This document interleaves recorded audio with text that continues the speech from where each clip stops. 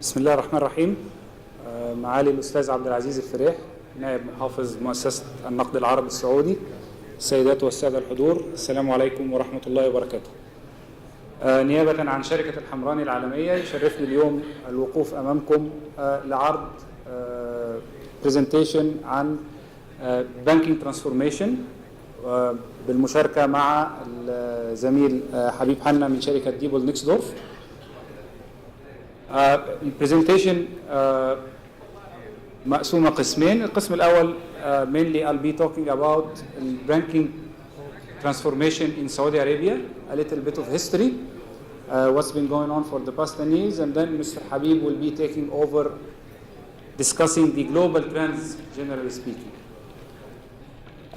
The banking transformation has been driven mainly in the past years by three major forces in the market. First force is consumer behavior. Consumers today are demanding more services, more availability, 24/7, secured in a secured way. The financial institutions as well, they are trying to win over the competition in the market. They are trying to expand their market share.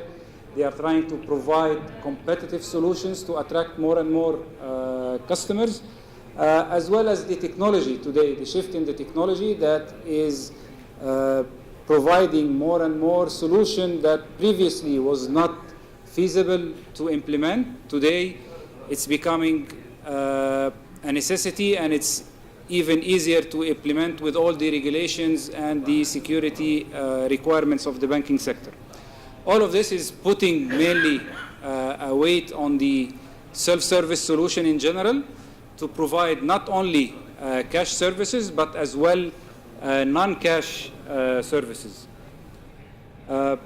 Looking quickly at the history, in 2005, the banks started mainly by automating a very simple cash deposit transaction. So the first shift from the teller was to provide an automated way to deposit the cash into the customer account. A couple of years later, the cash deposit functionality was extended with a higher capacity, more storage on the self-service channel. And by 2011, the evolution came into what we call the recycling, so cash in, cash out, which has opened door to more and more services, like, for example, doing a bill payment on the machine, doing a foreign exchange transaction on the self-service channels. In 2007 as well, the cash automation started being implemented on the self-service channels, so we started seeing cash check and sort check deposit and cashing on the self-service channel. In 2015, we moved a little bit higher in terms of technology, where we had the opportunity, along with the new capabilities of the softwares, to provide not only normal ATM card-based transactions, but as well two additional modes. The first one, where we call the assisted mode, whereby the cardholder can perform during the transaction, can call to an agent, a customer service in the branch, who will come and assist the cardholder during his transaction, and he can do cross-selling as well. And the third option is what we call the interactive mode, whereby the cardholder as well during the transaction can call for a video conferencing session, where the back office agent can take over the self-service channel to perform an additional secure transaction that is not generally offered on the channel, like dispensing an amount of cash over the normal daily limit. From innovation as well, the banks in Saudi have always been advanced in terms of their request for additional services. In 2015, there was a custom-built solution specifically designed, implemented, manufactured for the local Saudi market that has been operational for the past 3 years, to provide three major functionalities that are non-cash based, from checkbook issuance to debit card instant issuance, as well as approved stamped statement printing. Today as well, the technology has helped in supporting the cardless transactions, as Mr.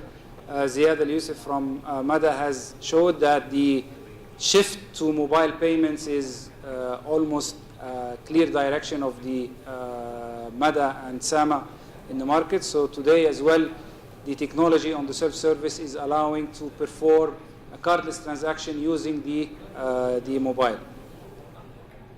And I'll leave it now to Mr. Habib Hanna to discuss the global shift on the transformation. Thank you, Fahmi. It's a great pleasure to be here, and I have to say, extremely impressed with the effective role that SAMA is playing in driving this evolution or this transformation in the digital space. You have seen a lot of setups that they've done from Syria to MADA to Sadad, and today I think we've learned about ISAL and obviously FinTech Saudi that was announced. Definitely a role model that I would believe central banks and regulators should play in this region. Now, while Fahmi spoke about the trends in Saudi, I will take you probably a bit across borders to talk about the global trends that is happening. What we call the world of connected commerce. And this is far beyond the buzzwords that we've been hearing about omni-channel, multi-channel, digitalization, automation, personalization. This is basically the collection, the ecosystem that drives what we call the connection points between the consumers and the businesses. An inflection point in the way consumers are connecting, interacting, and transacting with the financial services. Now, to basically understand the premise, and is this possible, is this happening, let's go back to some of the other industries which somehow were ahead from the financial market by creating what we call the digital platform. What Mr. Ziad mentioned today about the digital platform in the fintech space. So we all have probably never imagined 15 years back that the biggest taxi provider in the whole world has absolutely no taxis. We never expected a company like Airbnb that comes into the lodging facilities with absolutely no assets and surpassing what probably along 20 years and 30 years, names like, the Marriott, the Hilton of those worlds could not achieve a number of customer transactions.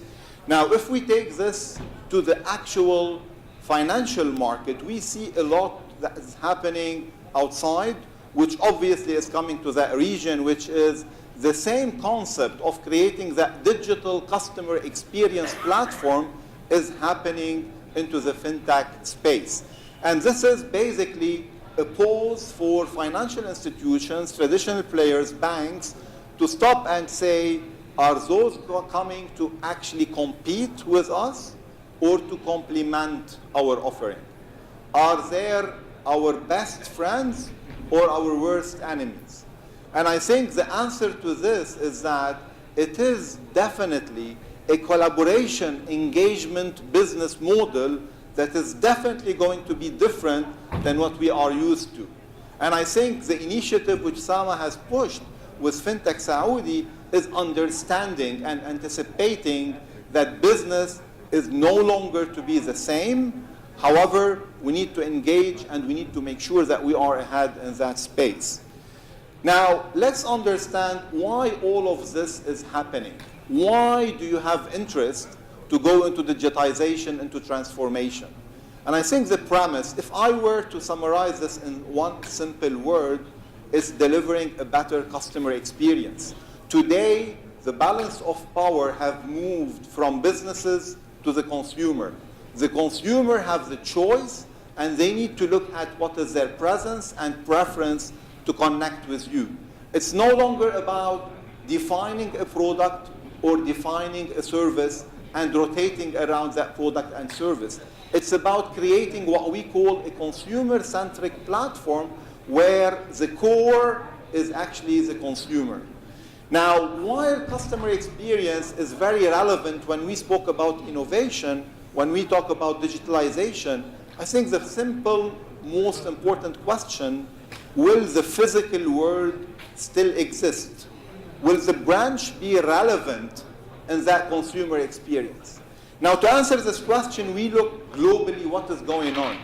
And it's very easy to be misled by seeing a lot of physical branches being closed down and a lot of banks in the US, in the European markets, closing down branches.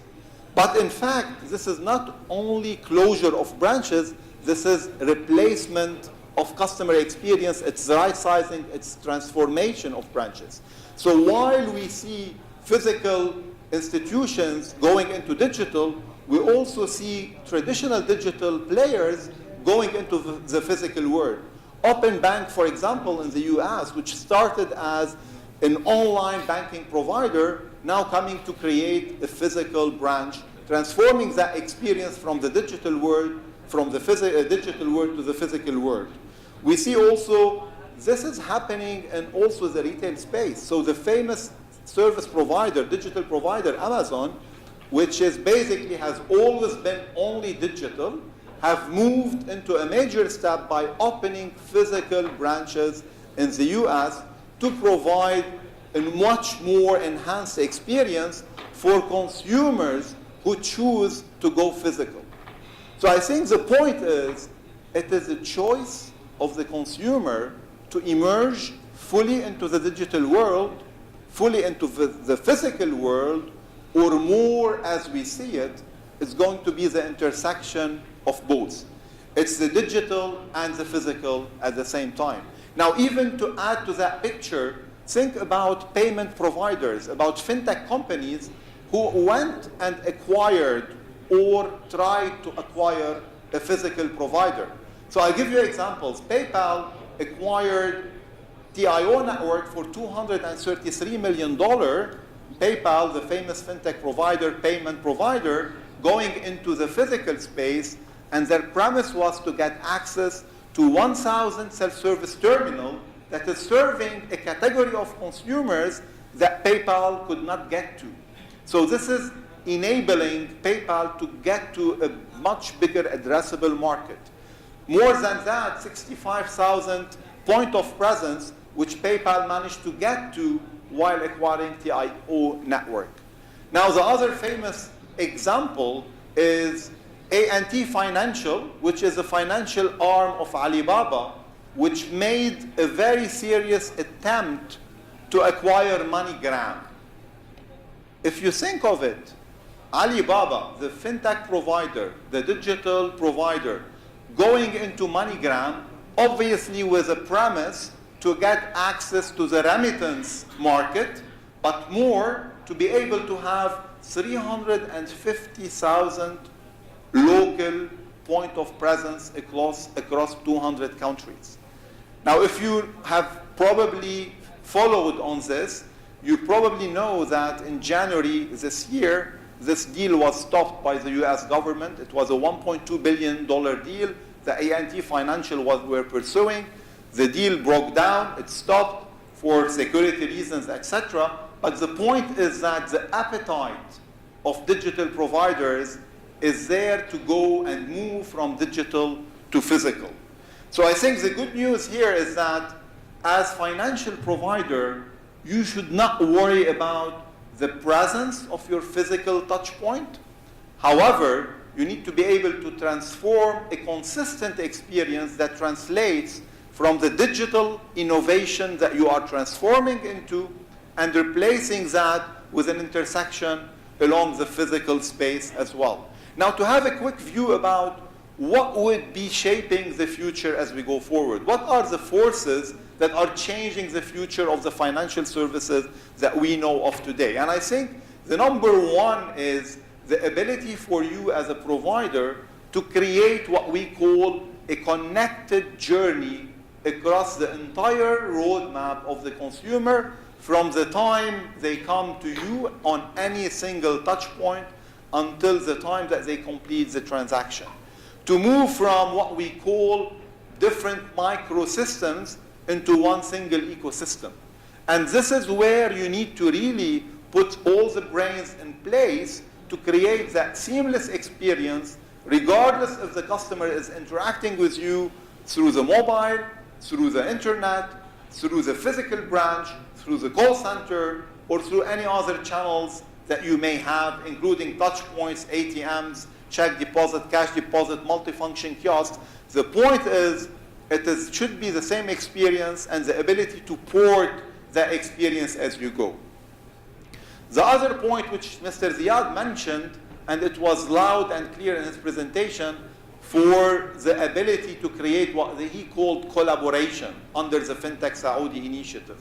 So the ability for you to collaborate with additional players, the FinTech players today, and I think also Mr. Ziad mentioned, the presence of what we call the open API community that enable you to drive those connectivity for one single premise, which is consistent experience and delivering a much more enjoyable experiences for the consumer.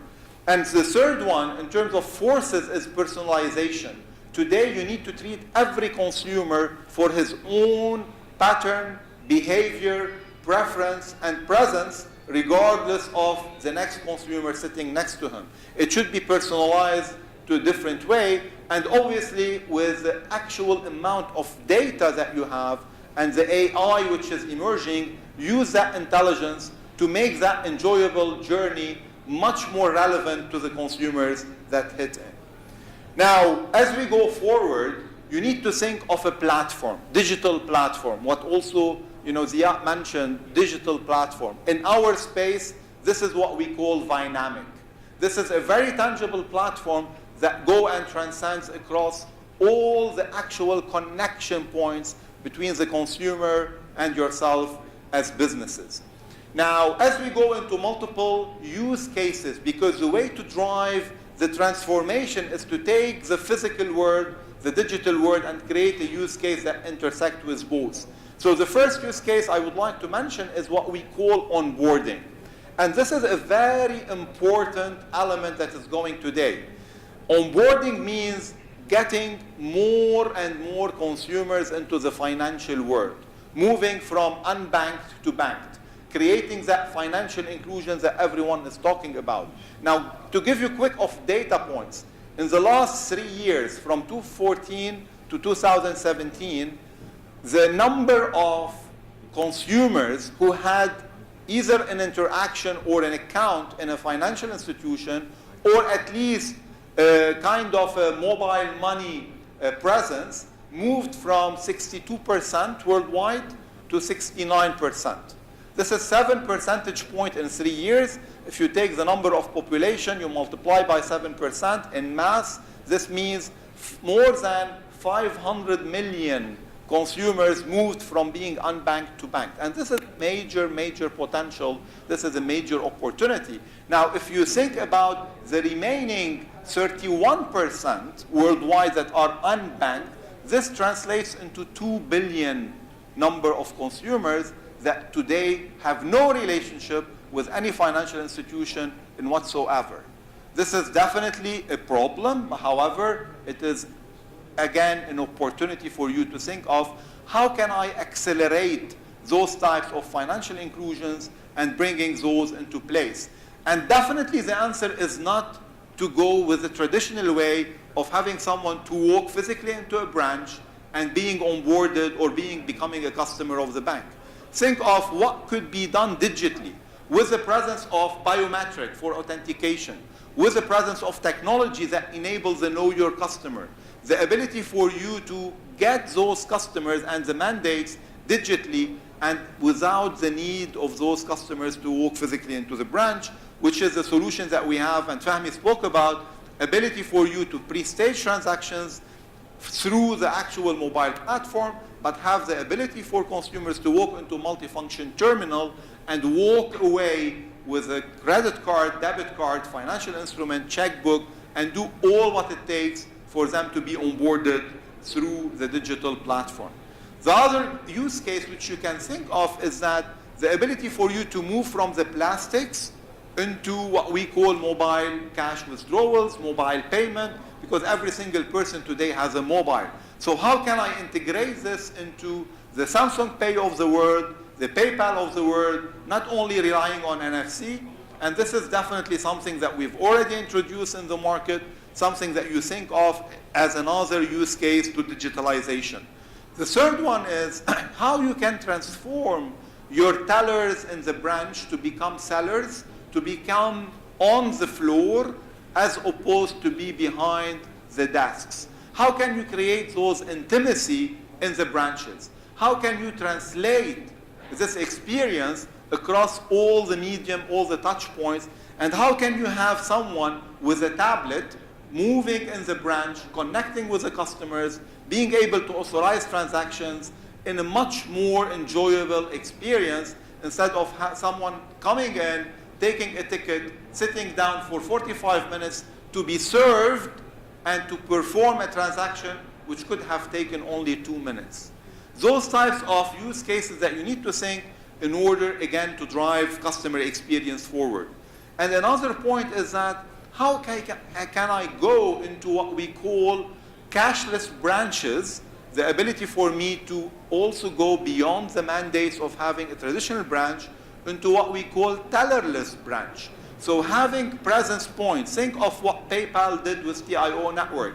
Why don't you cannibalize your own presence point by, instead of expanding into traditional footprints, go into what we call self-service branches, cashless branches, tellerless branches, create that actual connection point and serve customers in those ways. And this is, again, something that we've done in the region, something that we definitely would like to actually replicate in this country.